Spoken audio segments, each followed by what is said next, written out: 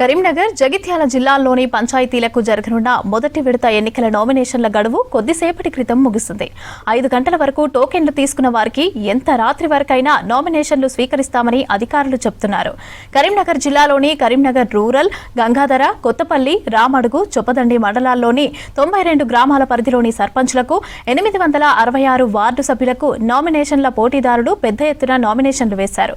జిల్లాల్లో నామినేషన్ల గురించి మరింత సమాచారం వెంకటేష్ అందిస్తారు.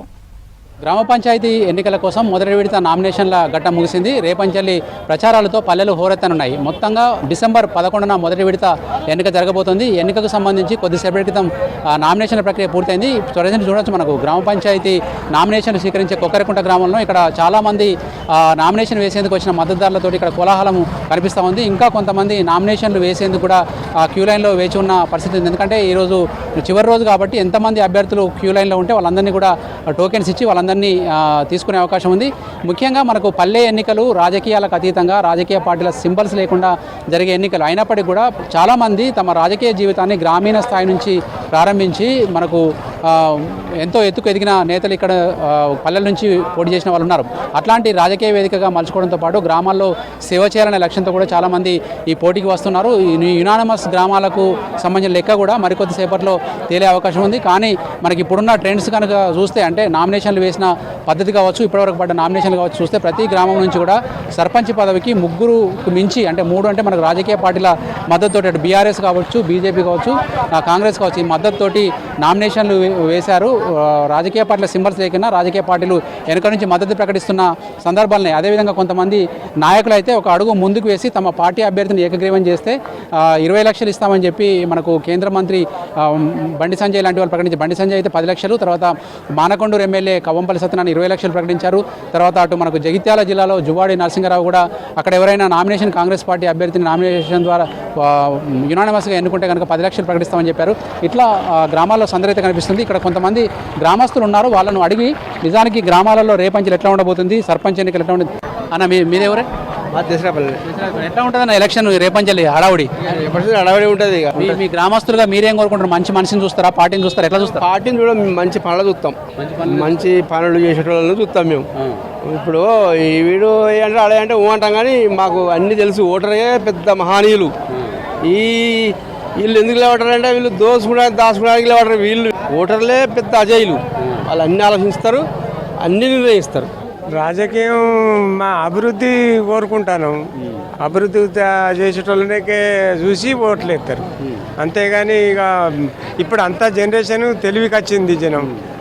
మునుపు పాతకాలం లెక్క ఎవరో ఒకరిని పెద్ద మనిషిని చూసి నలుగురు చెప్తే ఈ మనిషిని ఎన్నుకోవాలంటే ఎన్నుకున్నారు. ఇప్పుడు ఆ పరిస్థితి ప్రతి ఒక్క ఓటరుకు చెప్పే పరిస్థితి లేదు.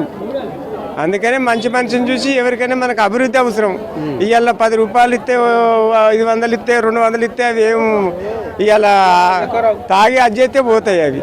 కానీ అభివృద్ధి చేసేటోళ్ళకే నిర్ణయించి ఓటు. ఎమ్మెల్యే ఎంపీ ఎలక్షన్లు అంటే పైసలు వస్తారు, మందాకి బిత్తరని కూడా. ఊర్లలో సర్పంచ్ ఎన్నికలకు కూడా అట్లా ఉంటుందా? సర్పంచ్ ఎన్నికలకు అంతగానో ఉండదు అవగాహన. సర్పంచ్ తరపున వచ్చినవా? ఎట్లా ఉంటుంది మీ ఊళ్ళో రాజకీయం అంతా? రేపంచలి మొత్తం ఇవాళ అయిపోయింది, నామినేషన్లు అయిపోయినాయి. రేపంచలి ఎట్లా ఉంటుంది కథ? జరిగేది అంత మంచిగానే ఉన్నది. ఎట్లా మరి మా మనసులో నాయకుడు మంచోడని చూసి ఓటేస్తారా, లేకుంటే డబ్బుల ప్రభావం, మందు ప్రభావం ఉంటుంది? ఎట్లా ఉంటుంది? నాయకుని చూసే ఎత్తారు. మహిళలు కూడా పెద్ద ఎత్తున గ్రామ పంచాయతీ ఎన్నికల్లో కావచ్చు, తర్వాత వాళ్ళకు కూడా ఓటు హక్కు ఉంది, వాళ్ళు కూడా పోటీ చేస్తున్నారు. ఇక్కడ మహిళలు అమ్మ ఏ ఊరు నుంచి వచ్చారు మీరంతా? ఏ ఊరు? జయసరాజపల్లి. ఏమన్నా రేపంచలి మీ ఇంటికి వస్తారు కదా, ఏం అడుగుతా వాళ్ళను? ఏం అడుగుతామా?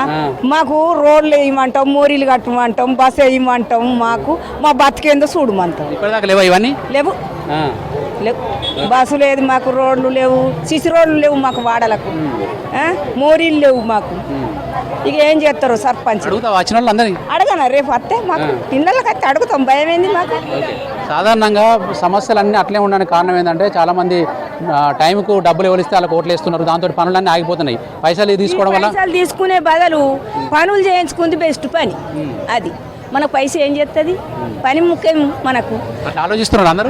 అందరంటే నాది ఆలోచన అది పైసలు తీసుకోవాలి. పైసలు వద్దు నేను ఇవ్వరు తీసుకోవాలి ఇప్పుడు తీసుకోను ఓకే, మంచోళ్ళని చూసి ఎన్నడు తీసుకోలే మంచోళ్ళని చూసి అంతే ఇవ్వరు తీసుకోలే ఎన్నడు మేము ఇప్పుడు తీసుకో ప్రతి గ్రామ ఓటర్ కూడా ఒక డిసిషన్కి వచ్చినట్టుగా అనిపిస్తూ ఉంది మనకు.